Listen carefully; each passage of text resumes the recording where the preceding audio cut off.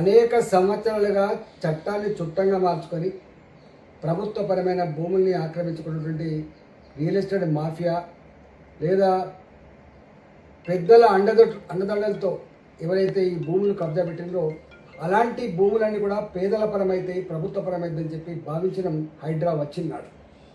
హైడ్రా చెరువులను కాపాడుతుందని, హైడ్రా నాలని కాపాడుతుందని, హైడ్రా పేదవాళ్ళకు అండగా ఉంటుందని చెప్పి భావించడం.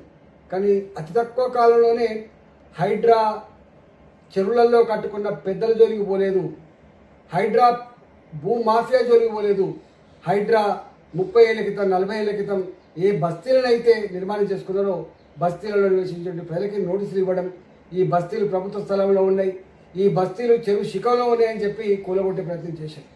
నేను మల్కాయిరి పార్లమెంట్ సభ్యుడిగా ఈ ఫీల్డ్ మీద తిరుగుతున్నప్పుడు అనేక ఉదంతాలు ఉన్నాయి. ఒక్కొక్కరు కాళ్ళ మీద పడి నా భర్త క్యాన్సర్ ఉన్నది, నాకు ఇది తప్ప ఇంకో మార్గం లేదని చెప్పి వేడుకున్నా.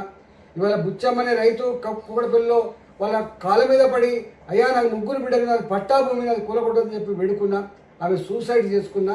జొన్నబండ లాంటి ఒడ్డెల కాలనీలలో 3 తరాలుగా ఉంటున్నాం మేము ఇక్కడ, ఇప్పుడు వచ్చి మేము మా ఇల్లు కూలగొడుతున్నామని చెప్పి వాళ్ళు కన్నీళ్ళు కార్చినా కూడా కనికరించలే హైడ్రా. ముఖ్యమంత్రి గారు అండదండలతో ఇవాళ వాళ్ళ మీద దౌర్జన్యం చేసే ప్రయత్నం చేసి అనేక మార్లు నేను ఫీల్డ్ మీద ప్రజలకు అండగా ఉండి హైడ్రా చెరువులు కాపాడతలేదు, హైడ్రా ప్రభుత్వ భూములు కాపాడతలేదు, హైడ్రా పేదల ఉసురు పోసుకుంటుందని చెప్పినాం, పేదల ఉసురు తగ్గుతారు కూడా చెప్పినాం. ఇవాళ అనేక సార్లు కోర్టు కూడా మందలించింది, నువ్వు చట్టానికి అతీతంగా ప్రవర్తిస్తున్నావు, నీ ఇష్టమైన వ్యవహరించడానికి వీళ్ళు అని చెప్పి ఎన్నిసార్లు వేడుకున్నా కూడా చివరికి ముఖ్యమంత్రే ముందుకొచ్చి హైడ్రా అనే పదం ఇవాళ హిట్లర్ నుంచి తెచ్చుకున్న, అంటే హిట్లర్ వారసత్వంగా తెలంగాణ కొనసాగుతుందని చెప్పి ఆయనే స్వయంగా మాట్లాడిన తర్వాత ఇలా రంగనాథ్ గారికి, హైడ్రాకి, కమిషన్కి ఎంత హక్కులు వస్తాయో దాన్ని బట్టి మనకు అర్థం కావాలి. అంటే రెవెన్యూ డిపార్ట్మెంట్ కంటే, పోలీస్ డిపార్ట్మెంట్ కంటే, మున్సిపల్ అడ్మినిస్ట్రేషన్ డిపార్ట్మెంట్ కంటే ఒక్క మాటలో చెప్పాలంటే ముఖ్యమంత్రి తర్వాత మళ్ళీ ముఖ్యమంత్రి అంత అధికారం ఉన్నట్టుగా నాకు ఎవరికి చెప్పాల్సి అక్కర్లేదు, ఎవరి మాట వినాల్సి అక్కర్లేదు, కోర్టులు పట్టించుకోవాల్సి అక్కర్లేదు అనే పద్ధతిలో కూడా వారు వివరించిన తీరు అత్యంత జుగుప్సాకరంగా ఉంది. ఇవాళ కోర్టు కూడా అనేక సార్లు నిన్ను జైలు పెట్టాల్సి వస్తుంది, నువ్వు అతీతంగా వివరిస్తున్నావు అని చెప్పి మందలించినప్పటికీ కూడా ఎక్కడ కూడా మార్పు రాలేదు. ఇవాళ 63 సార్లు కోర్టు దిక్కలకు పాల్పడినట్టుగా ఇలా మాట్లాడి రంగనాథ్ను వెంటనే తొలగించమని చెప్పి సిఎస్కి ఇవాళ కోర్టు ఆదేశించిన స్థాయికి వచ్చిందంటే ఇలా రంగనాథ్ కాదు, ఇక్కడ ప్రభుత్వానికి ఒక చెంపపెట్టులాగా ఉందని చెప్పి భావిస్తూ ఉన్నా.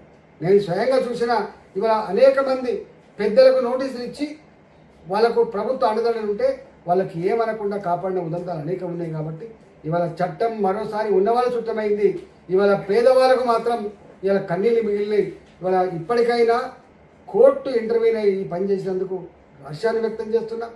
ప్రభుత్వ అధికారులను సూచన చేస్తున్నా, ప్రభుత్వ అధికారులుగా ఐఏఎస్ ఆఫీసర్లుగా, ఐపీఎస్ ఆఫీసర్లుగా మీరు సర్వీస్ 30 సంవత్సరాలు ఉంటాయి. రాజకీయ పార్టీలుగా ప్రభుత్వాలు 5 ఏళ్ళకి ఒకసారి మారుతూ ఉంటాయి. కానీ మీరు ఇష్టానికి లోబడి కాకుండా చట్టాల లోబడి పనిచేసే ప్రయత్నం చేయాలి తప్ప బాసుల ఆదేశాలని తూచ తప్పకుండా పాటించి కటకటాలు పాలైనటువంటి అనేక ఉదంతాలు ఉన్నాయి. కాబట్టి ఇప్పటికైనా బాసులు ఆదేశించగానే 100ల సంఖ్యలో బుల్డోజర్లు పోవడం, 100ల సంఖ్యలో ఈ సిమెంట్ కాంక్రీట్ వెహికల్ పోవడం, 100ల సంఖ్యలో పోలీసులు పెట్టి ప్రజల మీద దౌర్జన్యం ప్రయత్నం చేయొద్దని చెప్పి నేను డిమాండ్ చేస్తా ఉన్నా. ఇవాళ ఇప్పటికైనా ఈ చర్య జరిగినందుకు గర్విస్తూ ఉన్నా.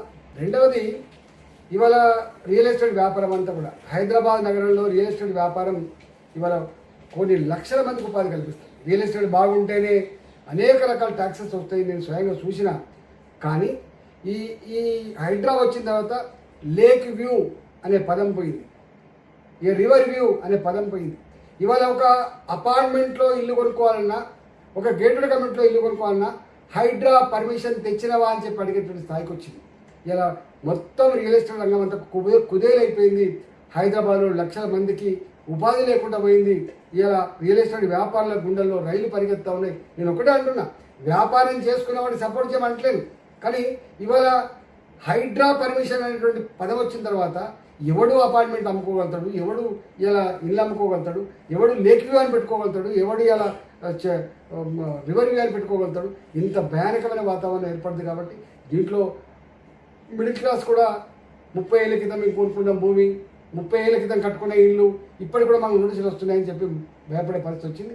ఇవాళ ప్రభుత్వం ఇప్పటికైనా గుణపాఠం తెచ్చుకొని ఇది రంగనాథ్కి ఇచ్చినటువంటి ఆర్డర్ కాదు, ఇది తెలంగాణ ప్రభుత్వానికి రేవంత్ రెడ్డి సర్కార్కి ఒక చెంపపెట్టులాగా ఉండేటువంటి ఆస్కారం ఉంది. కాబట్టి ఇప్పటికైనా రేవంత్ రెడ్డి గారు ఇలా బేజాలకు పోకుండా కింద ఏం జరుగుతుందో చూడు. ఇవాళ మొత్తం ఈ ప్రభుత్వం ఏర్పడిన తర్వాత 2.5 సంవత్సరాల కాలంలో అతి ఎక్కువ ప్రజలతో చీకొట్టించుకునేటువంటి ఇవాళ సంస్థ ఏంటంటే హైడ్రా.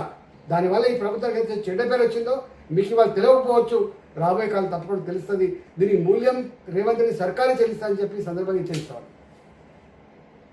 పదానికి ఎవరికి అర్థం తెలియదు. స్వయంగా ముఖ్యమంత్రి గారే అహంకారం ఎక్కువైపోయిన తర్వాత హైడ్రా అనే పేరు హిట్లర్ రాజ్యంలో ఒక కోర్ కమిటీకి ఉన్నటువంటి పేరు.